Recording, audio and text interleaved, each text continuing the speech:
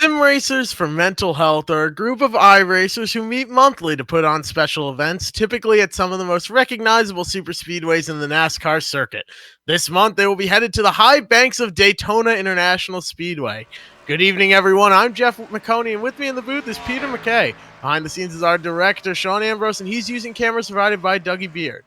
Now, what makes Daytona so unique and special? Is it the high speeds, the steep, long turns, or the 200 plus mile per hour game of chess that every driver is playing? Is it the combination of the three? Nobody really knows for sure, but what we do know is that this place leads to some amazing, hectic, and unpredictable racing. This track is known for being one of a kind, to put it lightly. Any one of these drivers out here can win it, whether they're starting on the pole or dead last. If you've got a car that can keep up with the draft, you've got yourself a car that can win this race. However, to finish first, you must first finish, which means not making any mistakes over the course of this race and avoiding the big one. We don't know when that wreck is going to happen, but it always does. Who's going to hang on over the course of this event and make it to the end? That all is to be seen as we get ready for a fantastic race at the legendary Daytona International Speedway. But before we get started, what are you most looking forward to, Peter? Well, a pleasure to be here, Jeff, at the World Centre of Racing, at one of the most iconic motorsport venues in the world. I think what I'm most looking forward to is it's often called a game of chess at 200 miles per hour. Chess, normally not the most exciting sport, but if you do it at 200 miles an hour, of course it is. And the thing about this, about the Daytona International Speedway, it's one of the most historic venues in the whole NASCAR calendar. And of course, these NASCAR racing cars are just so special. I once heard them referred to by 2011 Cup Series driver Andy Lally as basically a speedboat with a spaceship engine. Well, that's one way to put it here, and at a speeds of about 200, maybe 205 miles an hour, if you really got a good draft going, you can definitely understand why he would say something like that. But man, that's a blast from the past. 2011, Andy Lally, good times back then, good memories. Yeah, that was he said it was always his dream to go into NASCAR, and he realised that dream, of course, back in the sports car paddock. Andy very successful in the Rolex 24 endurance race at Daytona, which of course uses the infield circuit as well as about half of the oval track. But yeah, had his year in NASCAR back in 2011. So we're seeing our drivers, they're out getting in some practice and qualifying right now. We're seeing them all on the high banks of Daytona just now. So what you were commentating on the last race, there was a huge wreck in the last lap. Do you think we might see something similar today? There's definitely a possibility, but it's pretty unpredictable here at Daytona. You never know what's going to happen next. We could see the big one on lap 1. We could see the big one at lap 60. You never quite know. But 60 laps doesn't sound like a lot, but that's a lot of time to make a mistake, unfortunately, for a lot of these drivers. You have to be perfect at 205 miles an hour for 60 laps here. I mean, you're driving closer than most people park. I mean, when you think about it, these cars are inches away from each other, and if one guy drifts up into another, one person comes down into somebody else, it can wipe out not only those two, but the entire field as well. This car, the racing vehicles, they're 1,500, nearly 1.5 tons to move around. So like you say, when you're up on the high bankings and you just get that little bit of moving around what looks to us like something that's not too much problem, it's a big handful on board, isn't it? Absolutely. We might see somebody drift up about half a lane and think, oh, they had a little bobble inside, but they are inside the car, sawing at the wheel, trying to get that car straight once again. It's a lot of fun to race here, but it is not easy by any stretch of the imagination. There's a lot of things that can go wrong in these Cup cars. It's also pretty difficult to bump draft. I mean, you see the nose of the Camaros, the ZL1s, it's not quite perfect. So sometimes you'll get into the back end of somebody and send them around without even trying. You know, you're just there for a bump draft, and all of a sudden they get a little bit more than just a bump. That's just what I love about NASCAR, is it's such a nuanced sport. To the naked eye, it might look quite simple. Turn left, and turn left again. But actually, one of the most one of the most detailed forms of motorsport anywhere in the world, where there's such a craft to it. It was Junior Johnson who apparently discovered drafting, the 1916 Daytona 500 winner, and of course, it is a crucial part of the sport. And it's often said that you can win the Daytona 500 from the very back of the grid. Not many races you can say that about. No, there's not a lot of races at all where something like that is so accurate. And one key part to doing that is having some friends out here, and even better than that, having teammates. Right now, you can sort of tell who's might be working with who based on paint schemes. That's a great way to tell. It looks like one sim has put a couple cars out here on track, but Matthew Kleinschmidt, as well as the 74 of Austin Verway, have both been working together here. They're running very similar paint schemes, as in they're darn near identical, except Austin is in the 74 and Matthew's in the 59. Keep an eye on that. If you've got somebody else here that you know you're going to be able to work with, that you're in constant communication with, you can make a third lane work here and really work your way to the front. That's another thing to consider here as well. You might sound crazy, might sound shocking, but you can roll the outside line, the third lane, all by yourself. I've seen it happen before. I know it sounds crazy, but if you get a really strong run going and you catch it just at a time where the cars in front of you start to check up, you can really make a lot of passes here. I've seen people go from 10th, 15th, even 20th, all the way up to the front on the third row all by themselves. And right now, we're about to qualify here, though, and all that drafting and everything else there, that goes out the window for single car qualifying here. They've got 5 minutes to put down 2 of their fastest laps.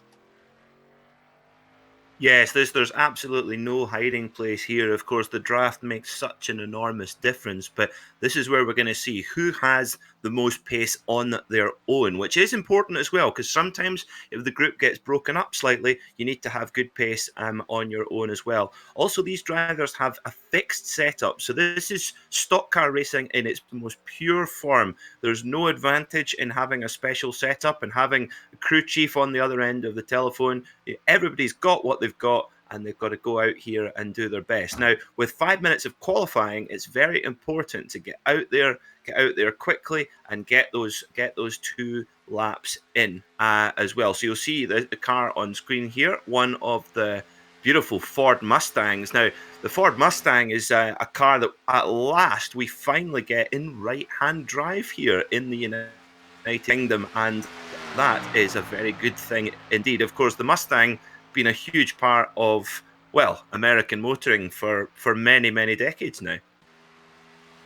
It absolutely has, and I have a bit of a confession to make. I worked at a Ford dealership last summer. I started off in the company just moving cars around the lot, and then I ended up working over on the IT side of it. But when I was moving cars around, I was the porter, and one of my least favorite cars to drive was actually the Ford Mustang. They look very cool, they sound very cool, but driving them, you can't see anything over the gigantic hood. They're just, I had no fun driving them or parking them because you can't see anything.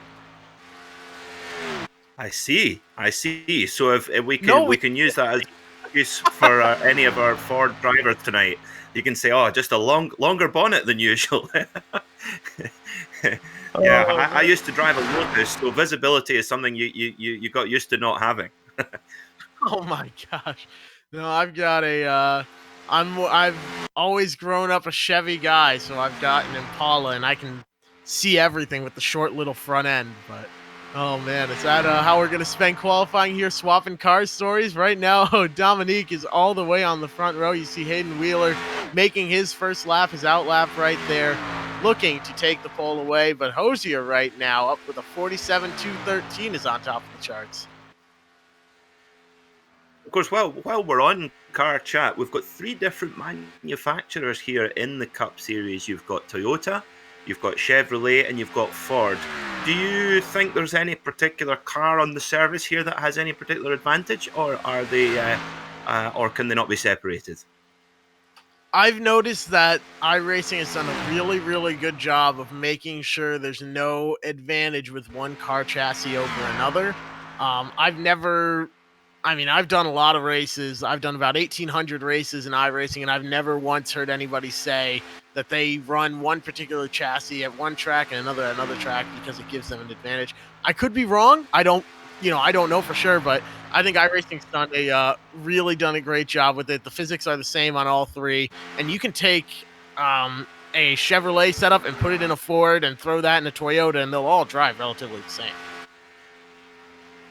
Well, that's great news. It's because then you can, of course, if you're a Chevy guy, you can go out there in your Chevy and know that you're not compromised, or likewise Ford or Toyota. So whatever your favorite driver, or perhaps like you say, if you've got a Chevy on the street, then you can go there. And of course, Chevrolet and Ford is a big rival in all kinds of motorsports. We see it in the Australian Supercar Championship, quite similar in principle, about the same weight. V8 Supercar in Australia, same weight as a NASCAR Cup car, and of course there we see the battle between GM, General Motors, and Ford. That's a big thing in NASCAR too, I guess. Oh, it certainly is. The Manufacturers Championship is a strongly contested battle. Seems like Toyota does a really good job week in and week out. I just saw the 56 car there on screen. Um, so I think that gives us permission there. That paint scheme gives us permission to tell cow jokes throughout the night. So now qualifying is wrapping up. We'll have to see how many of those we can squeeze in, how many cow jokes we can utter over the course of this race tonight. Well, I know straight after this, I'm going to go and get leathered. Oh, this is going to be a great night. I can't wait. Oh my goodness. Was Don't that know if we're the going to get 56? back after that one, Jeff. Oh my goodness. Yeah, I think our director Sean is not going to be too happy with us. But let's go through the lineup here. Austin Verway takes the pole here. Johnny Brugg in second. Adam Sweet will start in third. Sean Stevens in fourth.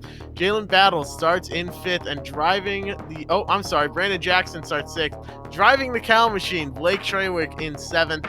Drew Bernardi in eighth. Patrick Cozier starts in ninth after sitting on the pole. Actually ran an identical lap to Drew Bernardi. And starting in 10th is Matthew Kleinschmidt, teammate of our pole sitter, Austin Verway. On row 6, in 11th place, we have William Kruska lining up beside Austin Greer. On row 7, we have Nicholas Rees and Matt Dominique. On row 8, Austin Derbyshire and Hayden Wheeler. On row 9, in 17th, we have Connor Rockwood, followed by Stephen Pless. On row 10, we have Scott Ricard, who didn't set a time, alongside Jamie Dobbs. Rounding out the field, row 11, 21st Jody Banfield and Adam Coles in 22nd, 23rd Michael Muncie, and finally 24th Danny Banfield. 24 cars taking the grid here tonight. We'll have to see how many make it to the end. We'll have to see if our director, Sean Ambrose, makes it to the end. We're going to be telling a lot of bad jokes here tonight, I think. We'll have to see how he survives throughout the night. Well, I don't think we're going to expect that 56 car to move over very much. Well, we talked about that they were out here all driving Chevys, Fords, and Toyotas. I actually think the 56 is behind the wheel of a Bugatti. Oh dear. Well played, sir. Well played. Oh man, oh my goodness, this is going to be a great night, I think. But in all honesty, that's a really good looking car. That's a nice paint scheme, I think. It is. That's what I thought. That's what I thought. I mean, it's brilliant to be here at Daytona International Speedway. I actually visited the facility for the first time in January for the other premier event at Daytona, the Rolex 24-hour sports car race. And what just amazes me is just the sheer scale of this place. It is a massive mecca of motorsport. It absolutely is. I was lucky enough to be here. Last time I was here, actually, the first time I was here was in 2011, and it's an amazing venue. I think I was last year in 2018, 2017. But I was here. They used to run modifieds, wheel and modifieds on the backstretch there in a little course that they set up when they had grandstands on the backstretch, and we walked from turn 1 all the way around. We entered around the entrance of turn 1, walked all the way around on the bottom there and got into the stands, and it was very, very cool. That was the night that Mike Stefanik, for any of you that remember, it was very, very angry. Yeah, it was the very angry interview at the end of the race where he used some colorful language and then rounded it off with, I can't say anything because it's just going to be the wrong thing after swearing on national television. So always a good time here at Daytona. Certainly is, and what amazed me was just how narrow it is here. We're coming up here to the try-over, the ball field. We're about to go green. Here we go, Jeff. Green flag is in the air. Austin with a great jump out front. He manages to pull away with the inside line in tow. That's the 55 of Adam Sweet behind him. And you've got Sean Stevens pushing, literally pushing that 4-car, Johnny Brugg, through turn 1. Now, you can't really push too hard in the corners here. You have to keep a little bit of a gap. But moving on up through the field is the 56 of Blake Traylor, having himself a great run so far. He's pulled a little bit of a gap over the 7-car, Patrick Hosier.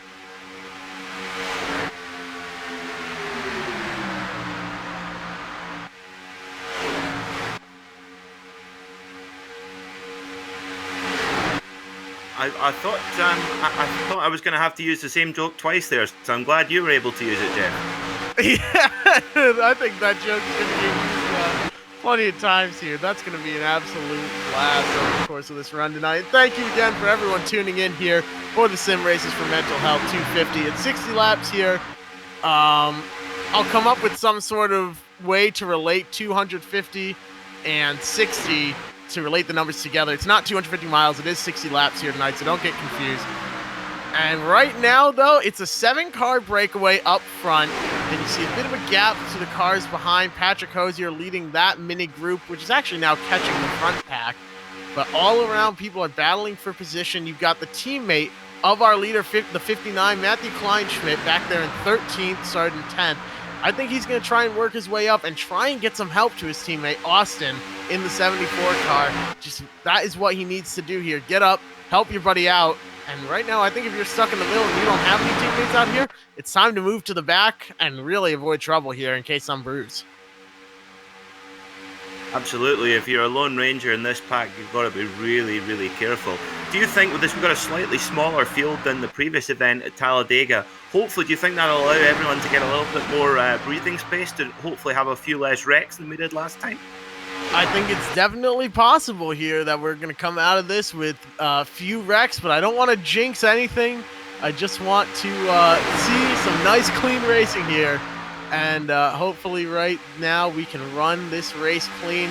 Right now we still have 23 cars on track. 24 were slated to take the grid, but Michael Muncie did not end up making it. So it's 23 cars out here running. Right now Danny Banfield is sort of towards the back. The 69 machine as well of Stephen Pless is sort of hanging out there in the back of the pack. I think that's a strategy call. Stay far enough back to avoid any wrecks should they happen. And you can really keep yourself out of trouble there if you're behind all the wrecks. Take a look at that 69 machine, though. The lemonade stand, that is a very cool looking car there, I think. It is all decked out in yellow. The car at the back of the pack there could, like you say, normally if you're at the back of the pack, even at this stage of any other race, you'd be thinking, oh, I'm in for a long day. But in a race here, Daytona International Speedway, drafting at 200 miles per hour, it's actually sometimes can be a good place to be, because as you can see at the front of the pack here, it's really, really fierce between the number 4 of Brugge and the 74 of Way. And they're the ones that are having to do all the hard work here, of course. You're absolutely right. They are out there at the front. They have the highest risk of getting involved in a wreck. They've also got to burn the most fuel here. So if we do end up seeing green flag pit stops, they don't have enough fuel to make it to the end here. If we do end up seeing green flag pit stops, they are going to be the ones that have to come down first. You're absolutely right. We saw that in the Daytona 500 this year. You know, a lot of the time riding on board with Jimmy Johnson, and you saw actually he was a lot of the time really having to use nowhere near 100% throttle and still able to maintain his place in the group. It's worth mentioning on full, the drivers start with 75% of the car's maximum fuel limit. So that will, like say, these cars that are 3-4 back in the pack, they've got a great advantage, and if they can hold that position and hold steady and not get battered around too much, well, that could be huge when they get to pit lane. Of course, the less fuel they lose, the less time they've got to spend in pit lane filling back up again. That's exactly it, and that's the key strategy here is minimizing your time on pit road. If you have to make a green flag caution, you want to be in and out as quick as possible. And on the last stop, you might see guys not even take a full tank. They might just fill it up in half. They might take only a couple gallons, just enough to get to the end, because the less time you spend on pit road, the better. And that leads to a huge advantage here. Now it's starting to get a little dicey up front. I see a little three-wide action towards the back, trying to make that outside lane work. A little bit early for that, though, I'm afraid. I don't think we really need to see anything like that. 37 car, though, Connor Rockwood sticking his nose to the outside and saying, well, let's see what there is to see out here, but could not get a run going in the third lane. Yeah, I just love an onboard shot of NASCAR. Really gives a great idea of the speed, and the engine's absolutely screaming away at the top of fourth gear, 200 miles per hour, and the car always moving around. You know, you hear a lot of the time in NASCAR broadcasts about the car being tight, so basically understeer for those of the Europeans watching. Or loose, which may basically oversteer. But of course, now that every single driver has got exactly the same setup, so this is stock car racing, like I say, in its purest form. So hopefully the setup's just spot. We're not going to see that. Oh, okay. Oh, big wreck towards the back of the pack. I believe the 37 was involved, the 6. That could be the big one right there. Wow, that's early on, lap 8. Oh, yellow flag. Let's take a look on with the 37, get his point of view of this. Right now, you see further back in the pack, everyone's sort of out here having themselves a grand old time. And then I think the trouble starts right around here. The 37 looks low, he's not clear, and then he gets up into the wall, and man, major issues. The 6 taps him, sends him around, and from there, it is just a mess of cars all going in. The track's completely blocked. The 54 sneaks his way through, as does the 21, but that was a big wreck right there on lap 8. Yeah, that really was dominoes. We're riding on board here with the number 6 car. Just gets a little tap into the safer barrier there. It's amazing the safety. Of course, we don't have to worry about it here on iRacing, but these safer barriers, they really do minimize the impact in the real world of these cars. But that's a huge crash, taking out nearly half of the field. Yeah, you're right. In a small field like this, that's a lot of cars that ended up getting wrapped up there. Wow, that's they are all coming down pit road right now, though. You might as well come and get some fuel, some tires. That's a good call to make here. But Austin stays out on track. Adam Sweet ducks down pit road. So does Jalen. Johnny Bruggs stays out. Sean Stevens stays out. But our favorite here, Blake Traywick, decides to come on down pit road, and he's going to get another couple gallons of milk in that tank and get back out on track. He's at the wrong race. He should be at the Indy 500, where of course they get the milk to pour overhead afterwards as well. So we're in pit road. All of our drivers now topping up their tanks with some American ethanol and putting on. Maybe, do you think they'll be taking new Goodyear tires yet, or basically just a little splash and go? Tires really aren't the most important thing in the world here. I know Blake just came out of there with a little bit of fuel, so I think it's just a matter of personal preference. If you feel that your tires are in good shape, you didn't do anything to mess them up, you might as well just take fuel and then get back going again. But some drivers, looks like they took 2 tires and topped off their tanks, so it's all a matter of personal preference. Some took none, some took 2, and I imagine some even took 4. Oh, absolutely. And do you think that from here, is there enough to get to the end, or will they need another pit stop? They are certainly going to need at least one more pit stop, I think. It's going to be quite a long race here. That burns up a lot of fuel at 205 miles an hour, so we'll have to see at least one more pit stop, I believe. Not a problem right now with gas prices being so low. They can go and burn as much fuel as they want heading around the high banks of Daytona. You're absolutely right. And yeah, gas prices are pretty cheap there. So we'll see what they're able to do here. I think the fuel bill is going to come out to like, I don't know, 30, 40 bucks tops. I mean, they're complaining about not having enough places to keep all the fuel. Well, just give it to us, and we'll put it in some NASCARs and send them around the high banks here at Daytona, and we'll make use of your fuel for you. Don't worry. There you go. That sounds like a plan to me. I think we're going to start. I think the plan going forward is going to be to tell a joke every caution here to encourage some green flag racing. The jokes are going to be so bad that these guys will want to then not wreck ever again. I'm saying, look out on that beautiful ball field there that we have here at Daytona with the branding of the circuit, but I don't see a daisy anywhere. No, oh no. Where's this one going? Cows? Daisy? Daisy the cow? Oh my goodness. I don't know. What, Nothing but who's silence. Daisy the That's cow? you. Is that a British thing? It must be. I'm gonna throw a flag on the play. That's in Britain. Normally, the stereotypical name for a cow would be Daisy. Oh, I didn't know that. Huh. I'm gonna use that as an excuse for the tumbleweed. I man, I am not well versed on my British slang, I'm afraid. I'm sorry. I am glad I don't have the YouTube comments up right now because it must be chaos with people calling for us to both be fired immediately. You know what? I'm used to it at this point. I'm amazed I'm still around sometimes. After the joke I made in the last Sim Racers for mental health event, man, I'm surprised I'm still around.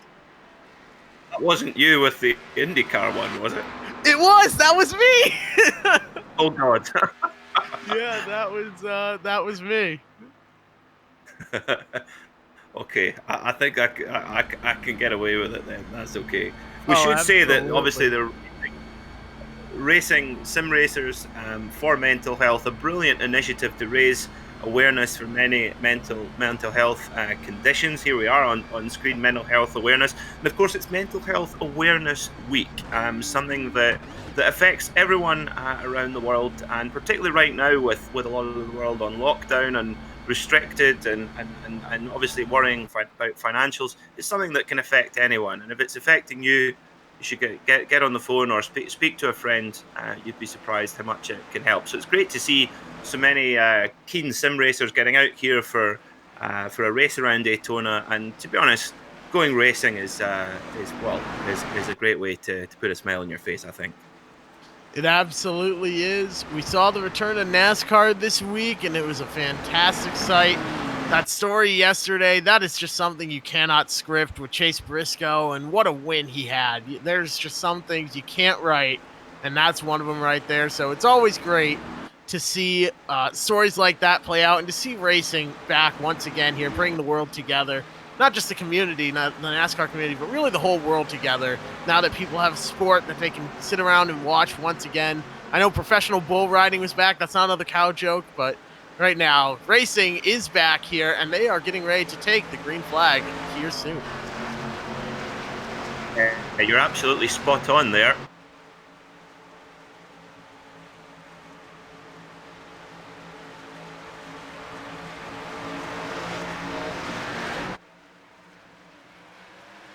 Green flag back in the air. The 74 with another great jump, Austin Berway, but he's a little bit light on fuel. Remember, he did not come down pit road. The furthest up driver that did come down pit road was the 56 of Blake Trawick. It's hard to miss that car. It kind of looks like camouflage, except it's black and white, so go hide in a field of cows, I suppose. But he came down, capped off on fuel. He's got the most of anyone out here, and I think we're going to see him sort of cruise back here and wait, because the guys out front are going to be burning the most fuel. But right now, he's behind that 4 car. That is Johnny Brugg, and he's trying to push that outside line to the lead.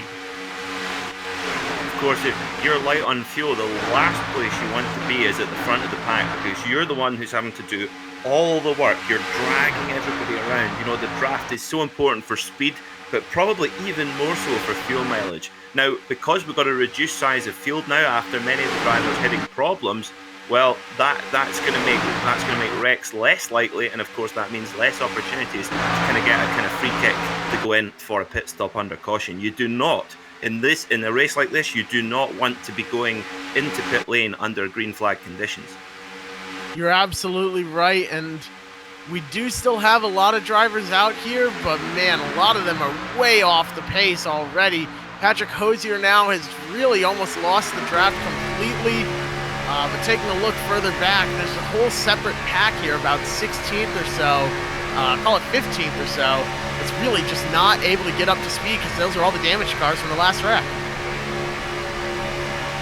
Yeah, it's worth mentioning for our viewers watching, you know, the one thing that iRacing has, a feature which is really helpful, is the fast repair. So each driver has one fast repair that they can use. So they can either get their damaged car back to pit lane under its own steam, or they can hit escape on their keyboard and get a tow, a virtual tow, here on iRacing. And they have one fast repair to get the car back and going, and they can get back going again. But most of the field, of course, will have used that up already. So if there's another wreck, that will be their day over.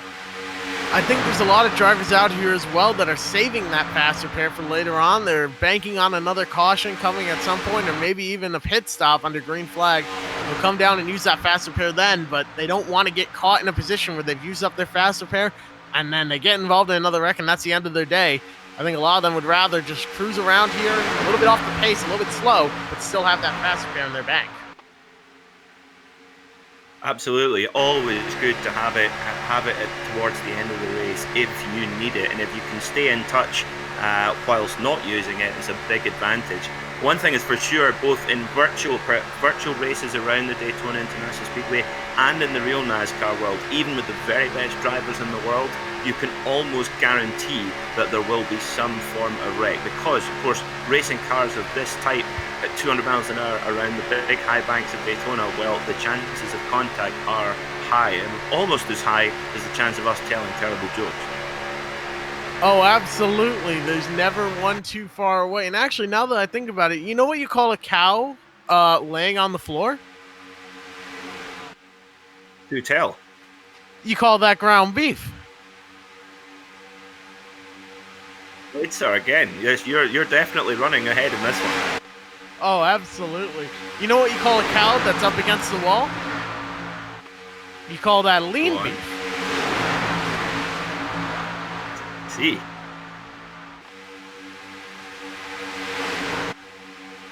And don't worry, folks, we have a whole lot more here. Let us know in chat if you like them or if you hate them. I'm going to guess it's the latter. 42 laps to go here at Daytona, at the Daytona International Speedway. Of course, we've just headed round past Lake Lloyd, which is based right in the middle of this enormous Daytona facility, which was named after Councillor Lloyd, who gave the permission for a young Bill France to build this facility after racing moved away from Daytona Beach itself. Very nice Lake Lloyd as well. We saw at Indianapolis last week, there was a golf course in the middle. We had a discussion about that. You can go swimming in Lake Lloyd. I think a car wound up in Lake Lloyd at one point. Is that correct? I don't know about that one, but I would guess so. And they when it was first created, they actually stocked it with 75,000 fish. Are any of them still alive? Maybe some of their grandchildren, possibly. It's a possibility. So, let's see. Maybe they put that in for economies of scale. Oh, you never know. You never know. I'm seeing that right now, that they were stocking Lake Lloyd with fish.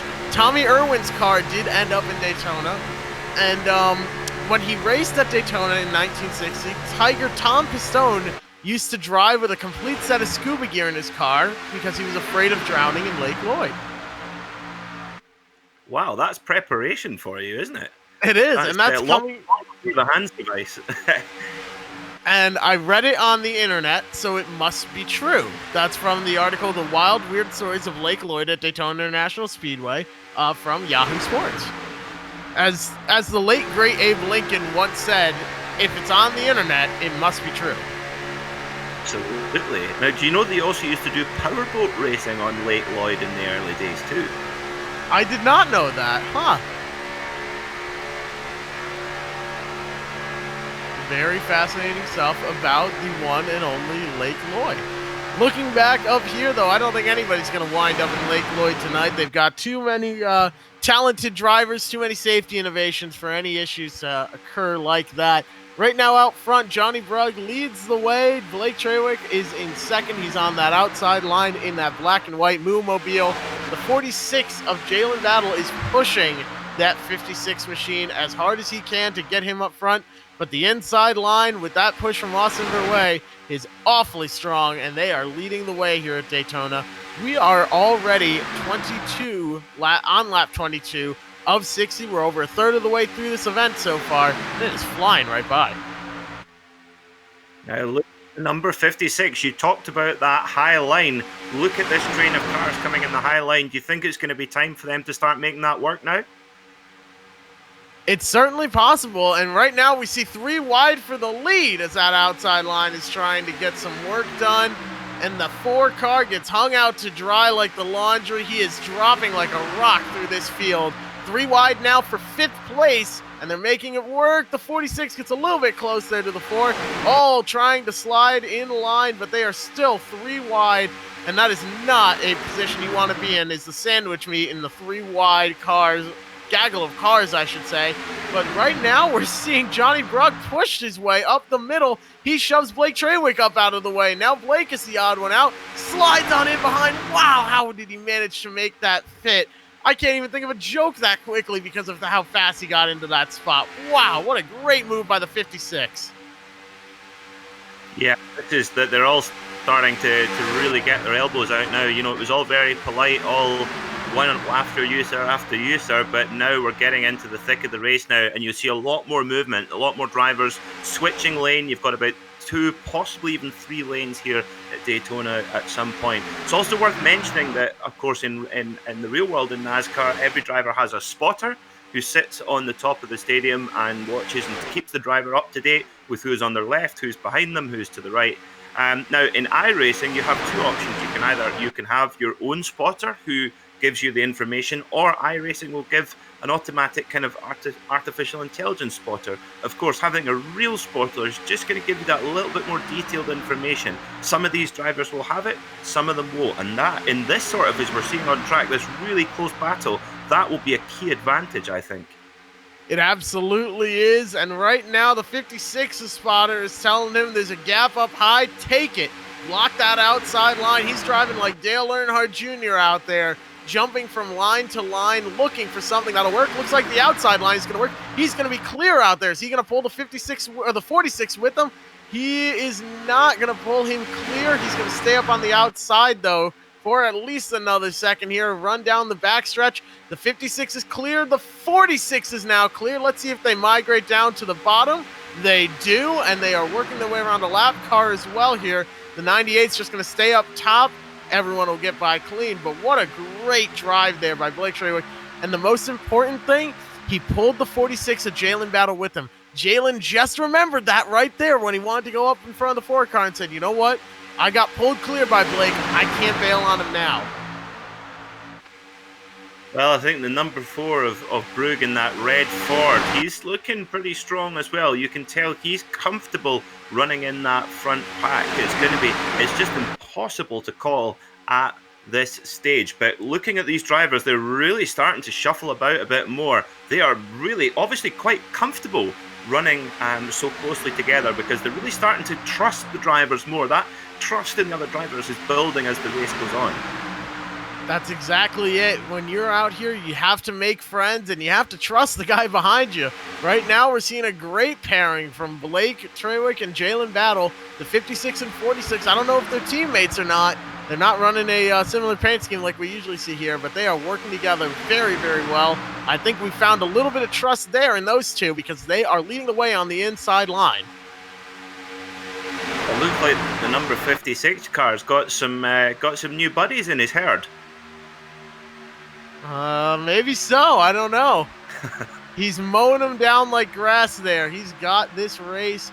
He's got the race lead, I should say. But right now up on the outside, Brugg and Greer are working very hard to take that away. They do not want to see this here. They want this lead to themselves. But man, that inside line is holding strong here. They are side by side at the line. Leading the way there was Blake by 0.019. There goes to 27 down to the bottom. I think he got a little bit just out of shape, and now he's going to have to re-enter the track, but to do so, he has to get on the brakes, go around the apron here, and he's going to lose the draft. He's going to barely hold on to that car. Something's definitely wrong there, though, with that machine. He's got some issues. Might be, I don't know if it's out of fuel. It's like he's still, or just damage. How strange was that? It's a very strange one. Yeah, perhaps.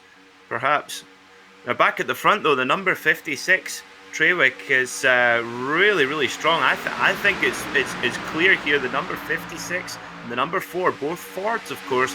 I think these are the two cars that look most comfortable there. One thing you can say about the number 56 is it's certainly not hiding away from a fight. You're absolutely right there. It is not hiding at all. It looks like Sean Stevens is back up to speed. I think what happened is he just caught the apron and was really having trouble getting back up to speed. The sound we heard was him keeping it in 4th gear and accelerating, and the car really labors to accelerate when it should have been in 3rd gear. That's my theory, at least, but I could be way off. It shows our viewers, certainly, as soon as he got on the apron, you just saw the whole field just go past him in an instant, and that just shows you the difference of running on the banking and just how much more speed these drivers can achieve up on these banks. Of course, it's brilliant for spectating here at Daytona. We can fit a huge amount of people, and of course able to see the whole circuit. And a big part of that is the high banks. Absolutely. Now another huge challenge here as we hit halfway through this race when they cross the line. Another big challenge is maintaining your temperatures. You have to make sure you don't overheat your engine and blow it up, because that's a very easy thing to do here. You can sit at about 200. Oh, they're wrecking at the front.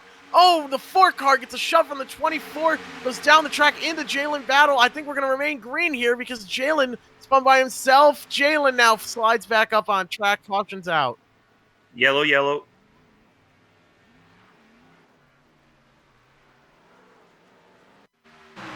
Replay here on your screen. Oh, wow. Very unfortunate luck there for the 46 of Jalen Battle. Look there, the number 46 Chevrolet in behind the number 56 Mustang. And let's see what happens here. It looked to happen very, very quickly, as it always does. It just comes out of nowhere. Oh, it was the number 4 car of Brooke, just moved right across. Perhaps got moved from the back, of course, when you're bump drafting and you're pushing on. Whoa. Taking another look here, this is where they're coming out of turn 2. The 24 is pushing through the corners. That's a very dangerous game to play. Oh, touches the back bumper right there and gets the 4 all out of shape. Sends him down into the 46, and the 46, man, just wrong place, wrong time, but you can't push in the corners here at Daytona. And on exit, 24 just barely touches him. Boom, right down into the 46, and there he goes. And he's completely out of control at that point. He didn't come back up on track intentionally to cause a caution or anything. That car was just out of control. He was along for the ride.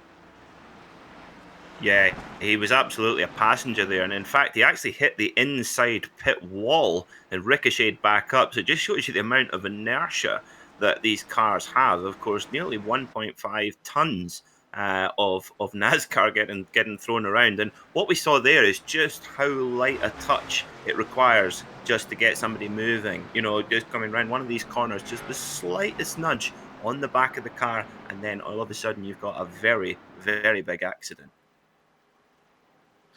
Yeah, and again, that's so frustrating if you're the 46, because you didn't do anything wrong there. You're just stuck there in the wrong place at the wrong time, unfortunately. So now, a lot of damage to that 46 car, but we saw he was quick, so if he does end up using that fast repair, could still be up in this running here, I think. Yeah, and here they all come down pit road now. Now, they'll be wanting to top their tanks right up with some more American ethanol. Will this be a chance where some of our drivers might take some Goodyear tires, do you think, Jeff? I think we will see drivers take at least 2 right side tires here. That's about all you've got time for. The longest thing to do here is take tires so you can fill up the fuel, and the fuel isn't going to be completely empty. That's what Blake Trawick does. He fills up with fuel and takes only 2 right side tires. He's going to lead the way off pit road once again. Johnny Brugg as well, getting his damage repaired. But a great stop for Jamie Dobbs in the 91 puts him up to 2nd place. A lot of other drivers, though, seem to be a bit stuck here, a bit slower on pit road as they take 4 tires and fill it up with fuel. I think what I just love about NASCAR is the frantic nature of pit lane. It's quite old school in that sense. You see all the drivers pile into pit lane, and all just throwing the fuel in and getting the tires on. And of course, these old style NASCAR, they have 5 separate lug nuts in the real world, where the pit crews have to remove them individually to put the wheels back on. So the pit stops really are an art here in the real world. And of course, when you take those pit stops are very important here in this iRacing competition. Now, do you think that these cars have enough fuel to get to the end now after that caution? It's certainly possible, but if they have 3/4 of a tank, it might be cutting it a little bit close. But at the same time, we saw Johnny Brook make it all the way there. So I think if there's another caution, they'll be okay. And I think if they run it under green here, they might have a good shot at making it. It's going to be very close. If there's a green-white checker, though, man, I think a lot of these guys are going to be in trouble. Yeah, that's going to be so tricky to judge that. I think, given that we've had two or three cautions so far, just gone half distance here at Daytona. The other option you have, of course, one easiest way to save fuel is to stay in the middle of the pack, and you let the cars in front of you do all the hard work and basically build the speed for you. However, as we've seen, if you're tucked in the middle of the pack, well, you're at high risk of being involved in an incident. That you are, and things can go wrong here in just an instant here. It's very, very easy to get caught up in a wreck, and even if you're at the front, the leader can be caught in a wreck just as much as the guy in dead last can be involved as well. So you never know what could possibly happen. You always have to keep your head on a swivel here. Keep your eyes open to make sure nothing goes wrong. Drew Minardi looks like he stayed out or had a very, very good stop. I'm not sure which. I think he might have stayed out here because he was in and out, and he leads the way now. I just noticed as well, we're talking about how none of these drivers are likely to, hopefully the wrecks won't be so big that they end up in late Lloyd, but those at the wheel of a Mustang will have no problem at all if they end up in late Lloyd, because of course that car is manufactured by Ford.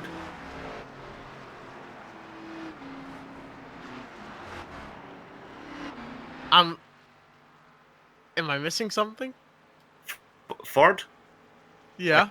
Is that another British thing? Oh my goodness, this is culture clash hour, isn't it? It A Ford really is like, yeah, it's basically like you'll see a Ford like kind of water going across a road kind of thing. It's obviously a Scottish farm thing. I think it is. I've never heard that. I've heard of a fjord, like a glacier, but no, I haven't heard of a ford. That would have been that would have had more international appeal. I think my career as a stand-up comedian is going to be retired. I'm going to retire my race number as a stand-up comedian as of this broadcast, and hopefully still have a career as a commentator. Yeah, I don't know, but maybe your jokes will work over in Britain. But man, that went right over my head. The silence was just deafening. Yeah, I was trying to figure it out. I'm like, what could it possibly be? There is something else though. Do you know why the cow jumped over the moon? Go on. Because the farmer had cold hands. Oh, you've lost me now. That's probably more my intelligence than any cultural reference. Well, the farmer had cold hands when he was milking the cow. I see. And it jumped over the moon. Well, if somebody grabbed you and they had cold hands, wouldn't you jump? You certainly would. Yes, you would. That is for sure. All right, I've got another one then. Why did the cow wear a bell? Go on. Just before we go green again. Because her horn didn't work. We need to stop uttering these terrible jokes. Green. Green flags in the air. Oh my goodness, Blake Trawick up on the outside of Drew Bernardi. That 86 car did stay out there on old tires. Now, it doesn't have much fuel. I'm not sure on the strategy here, but it's a bold one to say the least. Getting some laps led, though, is the 86 Drew Bernardi. Feeling confident that they've got enough fuel, I suppose. But on the outside, you see Blake Trawick, who's got 2 right side tires. Johnny Brugg, same thing. They are really flexing their muscles, and new tires don't make that much of a difference. But over the course of 36 laps, yeah, you definitely start to notice it. And trouble up front was very close call. Oh my goodness, that could have been horrible right there for Blake Trawick. Our joke night could have ended right then and there if that 56 car went around. Just how interesting you mentioned about leading laps, just looking at the regulations here, and drivers are granted 1 bonus point for leading a lap. So that definitely could have been the reason behind it there. But I think now he's sort of hoping for a quick caution here. The 86 is really falling through the field fast. He's actually going to pull down to the side here and let everybody by and try and run the draft at the back. Although could be out of fuel as well. That car looks well off the pace. Now it's re-entering the track. Oh, he manages to hold on to it. Great job there, Drew. Very nice save. That's actually a very difficult thing to do, is re-enter the track there in the middle of the corner. Fantastic job holding on to it now. And also a pretty smart move to drop to the back there. That is a very considerate move for everybody else. Now up towards the front, though, Matthew Kleinschmidt, teammate of our pole sitter, has worked his way from 10th all the way up to 1st and is leading the way on the outside, but it's not quite enough of a run. It cannot overcome Johnny Brugg and Blake Trawick. They are really pushing that inside line hard. 3 cars on the inside, 4 cars on the outside, but the inside line is going to prevail off of turn 4, I'm betting. Well, just another point about our car there that dropped to the back of the field. Do you think they've dropped too far back now and are going to have to do some real hard work to catch the pack back up? We can't see them on the back of the field there. It's certainly possible that they've fallen too far back, but if a wreck occurs, and maybe we haven't seen the end of these guys wrecking, you never really know for sure. That could be the move that saves these cars. They'll have enough time to avoid the wreck. See, you're thinking 2 steps ahead, but it's Trawick hitting the front. The Trawick in the number 56 in the Moo-mobile is certainly comfortable running at the front and clocking up those bonus points. You are absolutely right. Those bonus points are locked in, and now we're starting to see more single file here for the first 4 cars or so. But out there on the outside is Jamie Dobbs in the 91, followed by the 59, the 74, and I believe that's the 64 as well of Austin Derbyshire. All rolling that outside line. You see Stephen Pless was running back there in 24th for a while, started in 18th. Now he's up to the top 12, working his way up. That's the number 69 machine, and that is the Lemonade Stand Racing machine. They are having a great night so far, and they've got some fans over in the chat as well. Oh, I hope they're not criticizing our jokes. No, I haven't seen anybody talking too poorly of our jokes. Dougie Beard said something in the chat. He makes our cameras. He said something in the chat and then deleted it, so I don't know, maybe a change of heart there for him. As right now, they are getting back up to racing at the front. Johnny in that 4 machine has looked to the outside and said, I am tired of sitting in second place and staring at the back bumper of a cow. They are now going to move up to the outside, though, here. Take a look at this machine pushing Johnny Brugg. That's a great view to have here, and by great view, I mean terrible view. You never want to be stuck behind somebody else, and you never really want to have that little visibility. When you're right up behind somebody, you can't see anything here. As we see it on this front stretch, there is really very limited visibility over the course of these cars. You're absolutely right, and it's what amazed me when I went to Daytona was, especially around the ball field, just how, although it is an enormous facility here at Daytona, it is extraordinary just how narrow the circuit is here. As you see, we're heading around through the over the start-finish line. There is not much more room than too wide here, so just one tiny little mistake, you can be in the wall before you know it. You're absolutely right, and that's the last place you want to be, is up in the wall. But we might see a few drivers there tonight. That is still unknown. We're 2/3 of the way through this race already. Lap 42 is what we're on right now. Adam Sweet led the last lap in that 55 car up on the outside. It's kind of hard to see that rooftop number, but it is there. But right now, he's falling back a little bit, the inside line with a really good run. That's the 99 of Brandon Jackson pushing Blake Trawick. These guys are giving it everything they've got, and they are not worried about fuel at all at the moment, but I think some of them might have to be later on. Just notice one of the Chevys there getting a little bit loose and having to sort of take evasive action onto the apron there, but managed to rejoin safely and not lose too much time. Very, very impressive recovery there. I think that's the 92 car of Wheeler that had that recovery. A great save right there by Wheeler, and does a fantastic job continuing to race on here. We don't want any more cautions here. These guys want to race, and that's what they came here for. And every lap is always led by within a couple thousandths of a second here when they're side by side like this. The last lap, 16 thousandths. That lap right there, 12 thousandths of a second. To put it in perspective, that is about an eighth of the time it takes for you to blink. So, man, if that's not close, I don't know what is, as they are still side by side. And this is for lap 44, let alone lap 60. Absolutely, and you can see our drivers now, they're starting to get that little bit more impatient almost, that little bit more itchy feet. They're just moving around gently. You'll see there the number 4 car of Brugg, he's moving around, perhaps looking to make a move. Really exciting, but what can you say about Trawick in the number 56? Has led a lot since we went green after the last caution, has led most of the laps, or at least been at the very front of the pack. Now, that'll be interesting to see when we get to the end of the race what that's done for his fuel consumption. It absolutely will. He actually just led that last lap by 1/1000th of a second. That's about as close as it gets here, so he's battling hard for that lead, and right now the inside line seems to be very strong, and they're leading at the line. That's the most important thing here when you're always checking to see is if your line is leading at the line, and the inside line has been doing that over the past few laps here, I've noticed. Right now, they're coming to 15 laps to go in this event, 45 completed of 60. And Jackson in the number 99 Ford in that Atlanta Motorsport entry, you can see just on the left-hand side of your screen, that white, red, and blue car.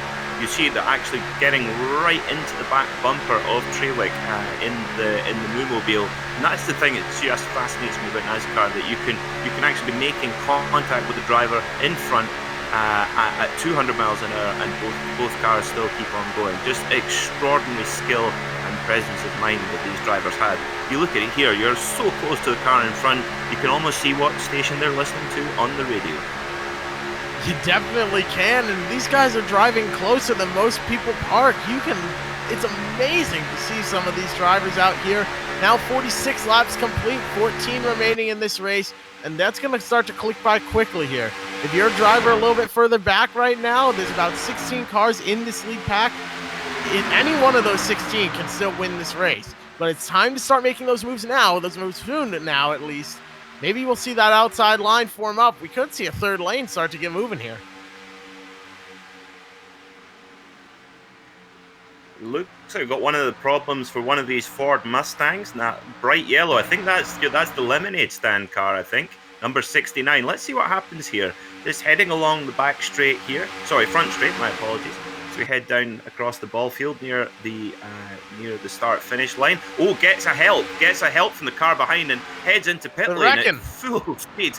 Whoa, but we've got a wreck. Over to you, Jeff.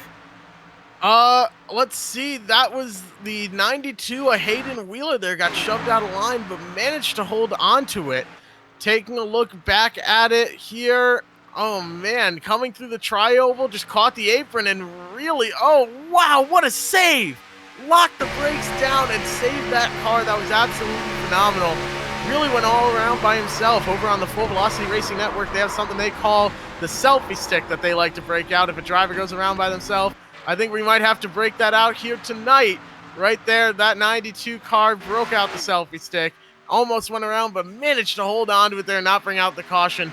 But that's really, really going to hurt Hayden Wheeler here. Now he's way back, way off the pace, all by himself out there in no man's land.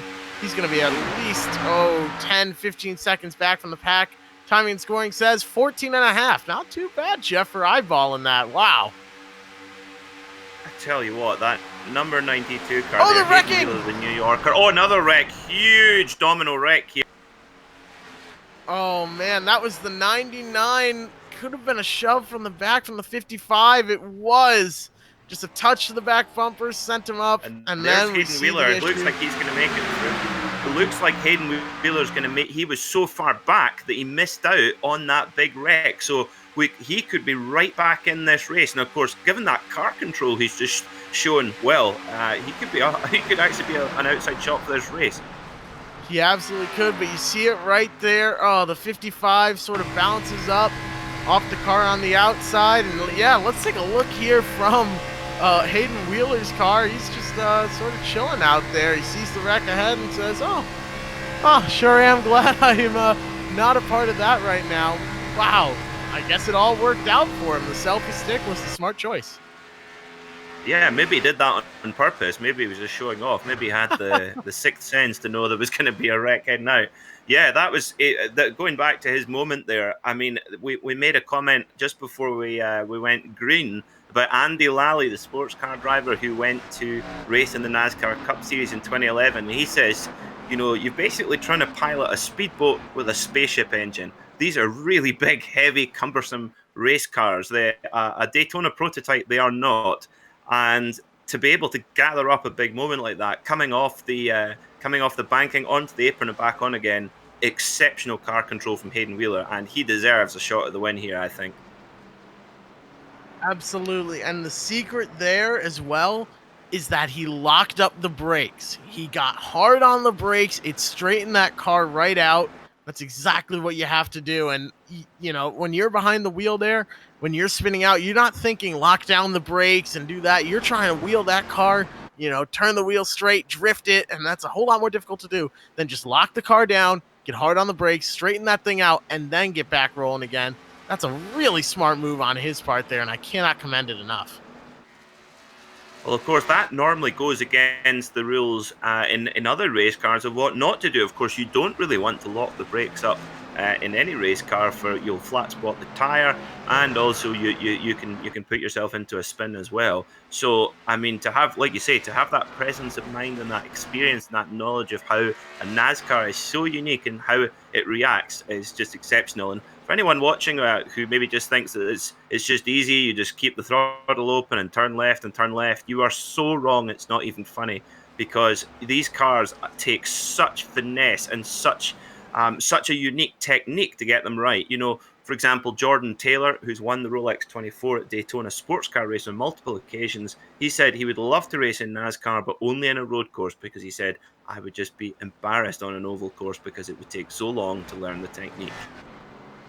You're absolutely right. Driving these cars is an art, and it's a team sport as well. You have the driver out there, but the whole pit crew needs to perform well. The crew chief has to make the right calls. It's a team sport. You have to rely on the people around you. But right now, we haven't seen teams really be the story of the night. We've seen drivers working together that sort of make these impromptu alliances be the stars of the show.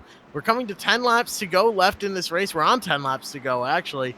And right now, it's coming down to the end. We're going to see who's going to work with who and who might hang somebody else out to dry here over these next couple laps.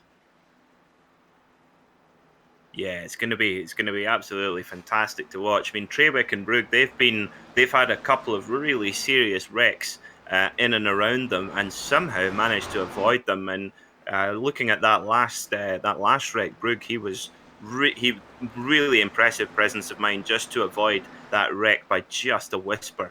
Very impressive indeed. Absolutely. And sometimes, like you said, that sixth sense really helps you avoid wrecks. Right now, this is an awesome event, though. 9 laps to go in it. We're going to come down to just a really quick run to the end. Hopefully, it stays green here. I think these guys are going to have enough fuel, but if there's a green-white checkered, there could be trouble. And that will throw a spanner in the works. And of course, that will only punish Trawick, who's been at the front for the most amount of time. So if there's anyone who's going to have danger on fuel, it's going to be him in the 56 Ford Mustang. You're right. He spent the most time out front. He was burning the most fuel, and he might might be in trouble, but he also might have enough to make it to the end here, especially if he's saving under caution. If I'm him, I've dropped this thing into fourth gear. I'm shutting the engine off as much as I can. You just need to take care of it right now. Yeah, I was watching the Cup Series the other day when they came back at I think it was Darlington. Forgive me if I'm wrong, but I noticed one of the drivers flicking the engine on and off under caution, just firing it back up and then shutting the engine down just to save every last ounce of fuel. Because of course these cars use fuel at an incredible pace. They've got well over 800 horsepower and obviously a lot of weight to push around as well. So they go through a lot of American ethanol in one race. They absolutely do, and there's a lot of ways to save fuel here, but I think the most effective under caution is shutting that car off and cruising around in fourth gear. I remember one time I was at Indianapolis Motor Speedway watching the Cup race, and that was in 2018. I was there. I was actually up in the media center covering it, and there was something I noticed. Every time one car drove by, I heard something off about it. You know, you'd hear, you would hear it shut off. And so I'm looking out, and we had a scanner there. The guy next to me had a scanner. It was Matt Weaver, and I asked him, is the 14 pulling some sort of strategy here? Because that was the car that was shutting off.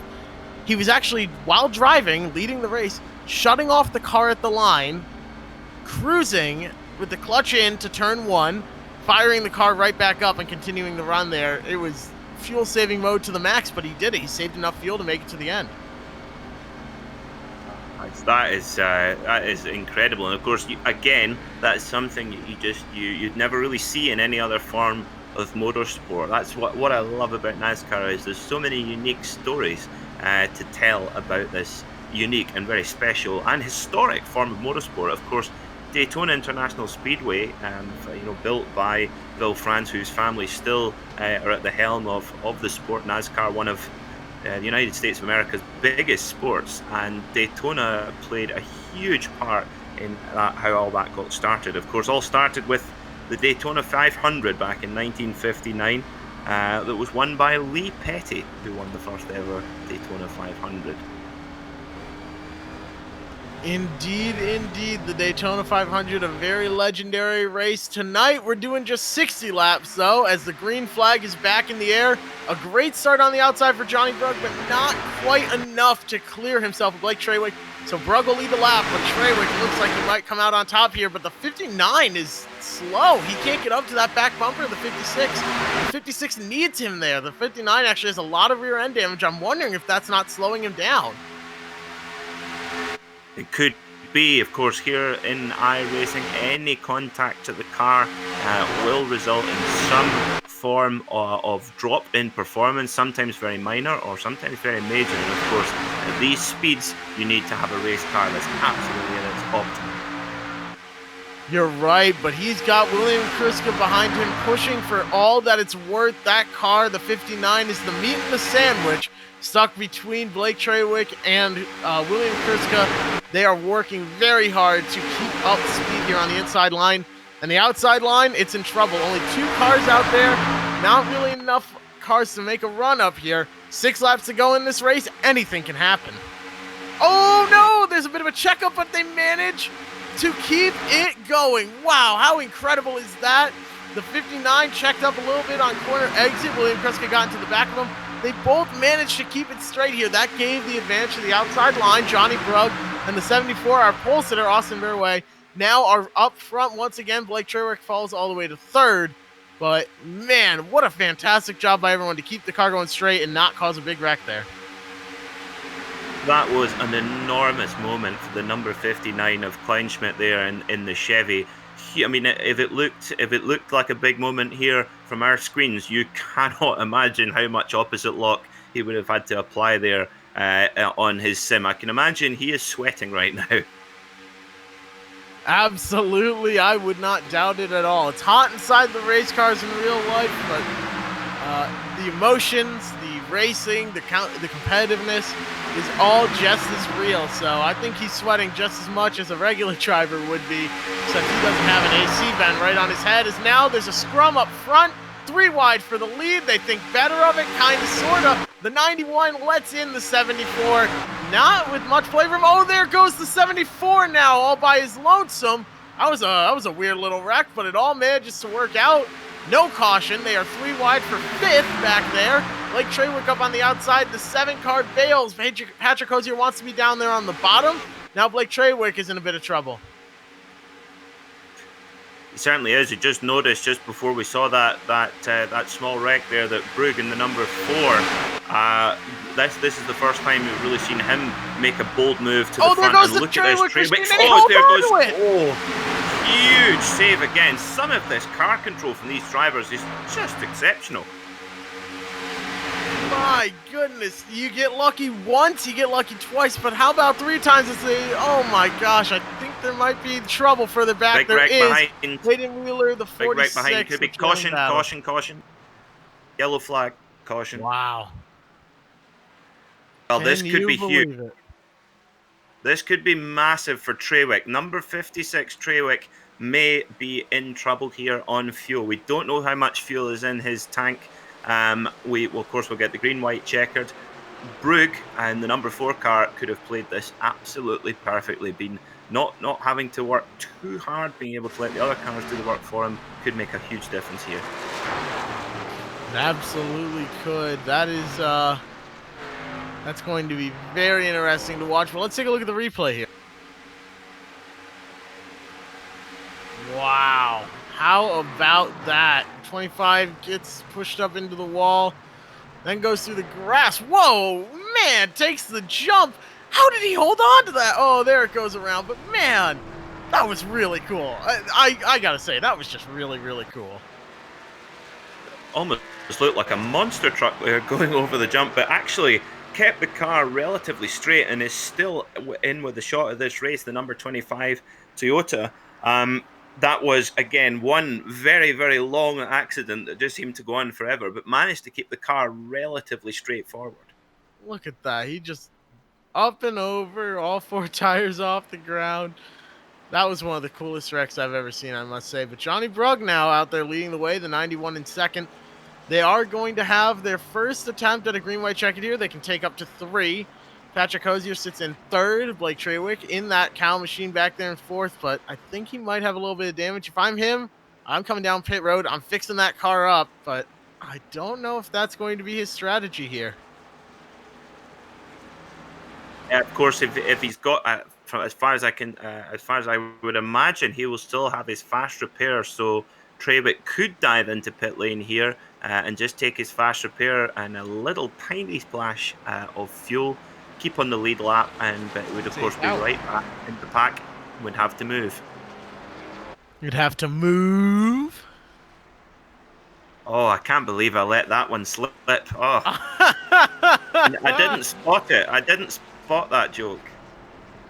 Oh my gosh, I can't believe that people have not called for our heads on sticks yet. That was oh my goodness. Like they have. Yeah, well, you know what? My humor does not have a patch on yours. Well, maybe I should go into being a comedian instead of a broadcaster. Would you believe I'm studying engineering? I'm sort of at a weird place where I can go into anything. It feels like I'm studying engineering, plan on being a broadcaster, and I can tell really good cow jokes when I need to. You're the complete package, sir. Any woman's dream. Ladies, line it up. Let's see some resumes here. Let's talk. That's what you want to put in your online dating profile. It's like knows a lot about engineering, broadcasting, and bad cow jokes. Oh my goodness. Well, it's not just bad cow jokes. It's bad jokes all around. I feel like we've milked for all it's worth. Yeah, I guess we have. I'm glad I laugh at my own jokes. Yeah. You know what? 3 to go here. When we go green, looking forward to this. This is going to be brilliant with the number 4 of. Who's your money on? Let's have a wager. Blake Traywick. I've got to see that cow car in victory lane. If that happens, I will eat my shorts, Bart Simpson style here. That would be really something else. I shouldn't have let you go first because I wanted to choose the Moommobile. But okay, I'll go. I'll be obvious. I'll go for the car. I'll go for the car at the front. I'll be the glory hunter. The number 4 of Brook. He's been really impressive all race long. I'm gonna put my my metaphorical money on him. I'm putting my Mooney on Blake Trawick. Steady.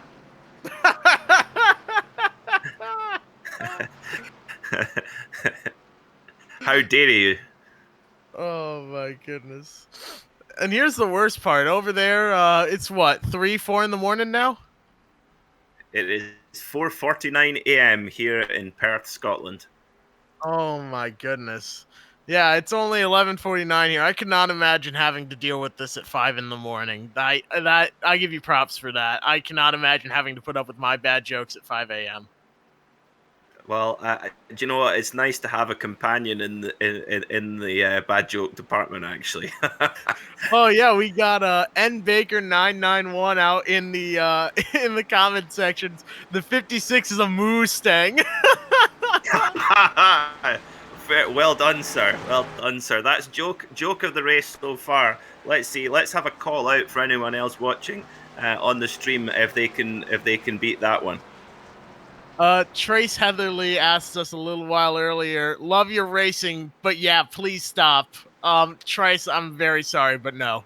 We're gonna milk this for all it's worth. All you had to do was ask. No, I'm not going to stop. I'm sorry. Tell me one other place you can get entertainment like this for the low, low price of free. Exactly.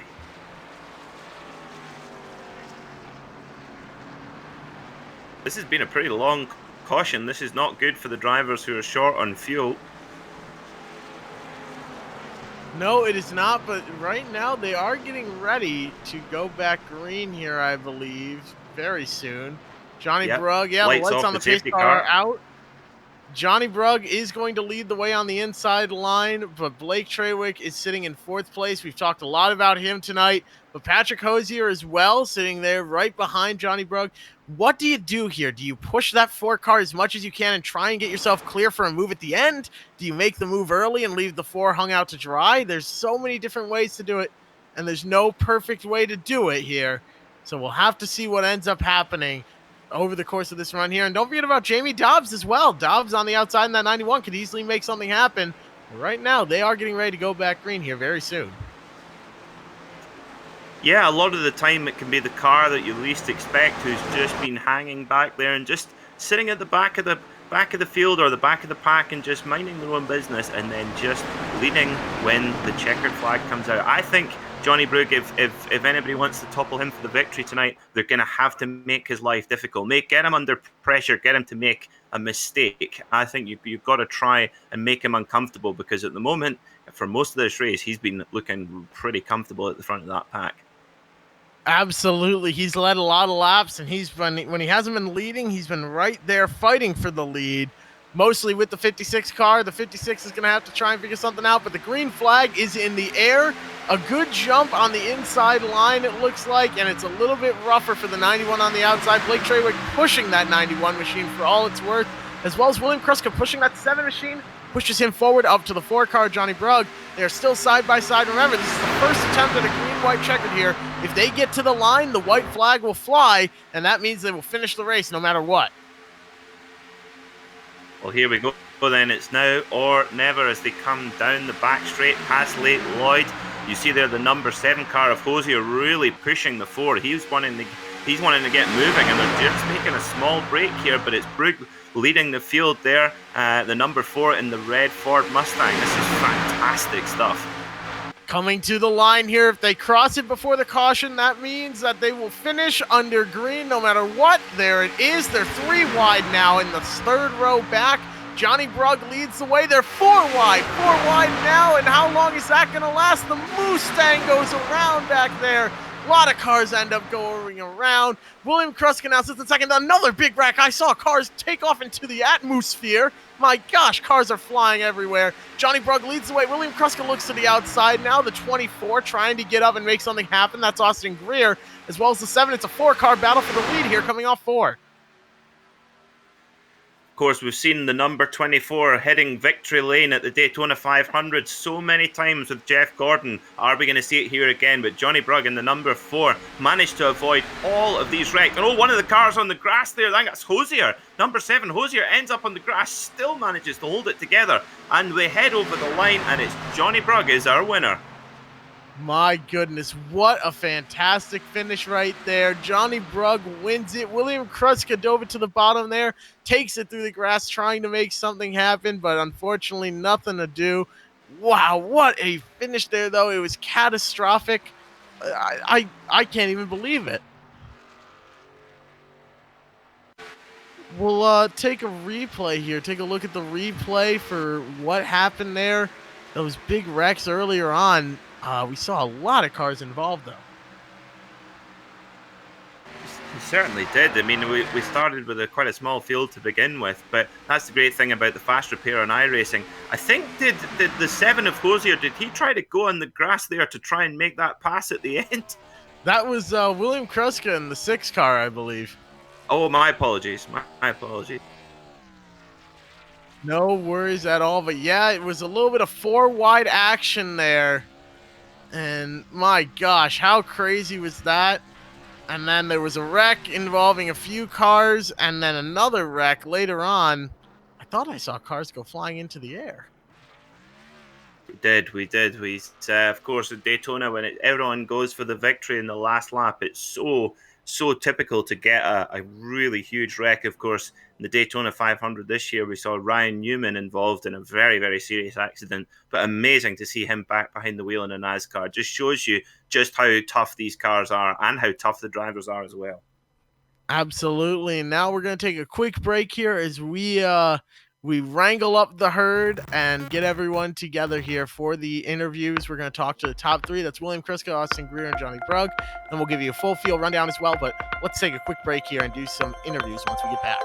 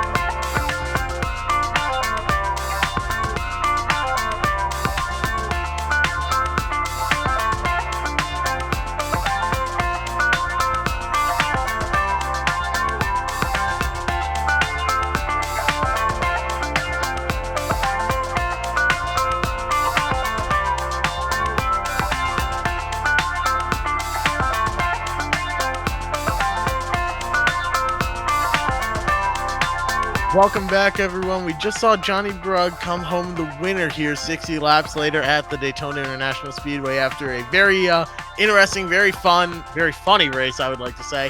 But Johnny Brugg was your winner. Austin Greer comes home second. William Kruska in third. Patrick Hosier finishes in fourth. From 20th all the way to 5th was Jamie Dobbs. Stephen Pless finishes 6th. Matthew Kleinschmidt finishes in 7th. Joey Bainfield went from 21st all the way to 8th. Jalen Battle finishes in 9th. And Michael Muncie from 23rd all the way up to 10th.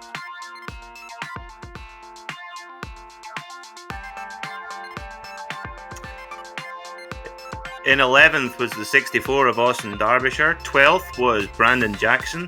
13th, Blake Trawick in the number 56 Moomobile. 14th was Austin Burway. 15th, Scott Ricard. 16th, Danny Banfield. 17th, Adam Sweet. 18th, Drew Bernard. 19th, Sean Stevens. And 20th, Matt Dominique. Finishing in 21st was Adam Coles. Hayden Wheeler finishes 22nd. 23rd goes to Nicholas Reese. And Connor Rockwood finished the night 24th. However, we are going to talk to some of our finishers here. Mr. Austin Greer came home in 2nd place there. Austin, you started in 12th. You finished 2nd. What was the key to working your way up through the field?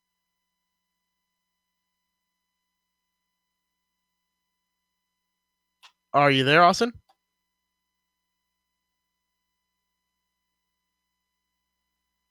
It appears that Austin has been put out to pasture at the moment, so I believe we're going to pull in William Kruska, see if we can get Austin again later on. Will, you had a great run there from 11th all the way up to 3rd. I'll ask you this question now. What was the key to working your way up through the field there and being there at the end? Avoiding all the wrecks, I think. Honestly, I don't even know. It was hard, honestly, to get back up there because we were all double file. So you kind of just had to wait for the mistakes and such. Absolutely, and you had a great run here tonight. Do you have anyone in particular that you want to thank for helping put on this great event? You guys, as always, for broadcasting. Shime MSD for coming on board for the sponsor. Everyone watching and everyone that showed up tonight. Absolutely, and it was a great event. Do you have anything you want to say to all the competitors here that participated in tonight's event? I just wish I did that last lap different. I think I did that like probably the worst way I could to figure out a way to pass him. I don't know, other than that, was more fun than our past couple events, I think. Absolutely. Well, congratulations on your 3rd place finish here tonight. Go celebrate. Go down a glass of milk there in honor of Blake Trawick, along with the rest of our viewers here tonight. But congratulations on a 3rd place finish here tonight, William. Thanks. It appears now that we will not be able to get in contact with Austin, who finished 2nd tonight, as well as our 1st place finisher, unfortunately. I think we're having some technical difficulties. Maybe it's I don't know, maybe it's their mothers came in and said it's pasture bedtime. And right now it's midnight here on the East Coast, and it's 5 a.m. over there with you, Peter. Do you have any final thoughts on this event, though? Well, it's been a pleasure announcing the race with you, Jeff. Daytona, one of my favourite places in the world. You're going there in January. It was an amazing experience, and to watch some great NASCAR racing around the high banks was really, really exciting. Of course, lots of big wrecks, but some really, really good racing at the front of the field as well. And I think the number 4 of Brook was the worthy winner as well. Absolutely, and you're right. It was an absolute pleasure throughout the course of the event here tonight. What a really great show, but we are going to have to wrap it up here. Everyone, thank you for tuning in and watching with us and enduring our jokes over the course of this entire 60-lap race. It's a lot of fun. The Sim Racers for Mental Health put on tonight's event. They did a fantastic job, and they will have broadcasts every single month here, and they put on some very great special events, and it's awesome to see. I hope you've enjoyed everything, but thank you to the companies that provide the software and hardware for our broadcast listed here on your screen. Additional thanks to June Lalonde, who provides our wonderful music. You can see the screen for how to get a hold of more of her great work. Thank you to the team today, myself, Jeff McConey, alongside Peter McKay, our director, Sean Ambrose, and Dougie Beard, who made our cameras. If you'd like to find out more about GSRC, including upcoming races, you can find it at globalsimracingchannel.com, or you can check out our social media on Twitter at GSR Channel, Facebook at /Global SimRacing Channel, and Instagram at GSRC_Graham. And if you'd like to support the channel, go check out our merchandise store at gsrc.storeenvy.com. The link is in the description below. Don't forget to head on over to our YouTube page and hit that big red subscribe button if you haven't already, so that you don't miss a moment here on the Global SimRacing Channel. We also have upcoming races for other series listed on your screen, so check those out and mark them down on your calendar. From everybody here at the Global SimRacing Channel, good night, everybody.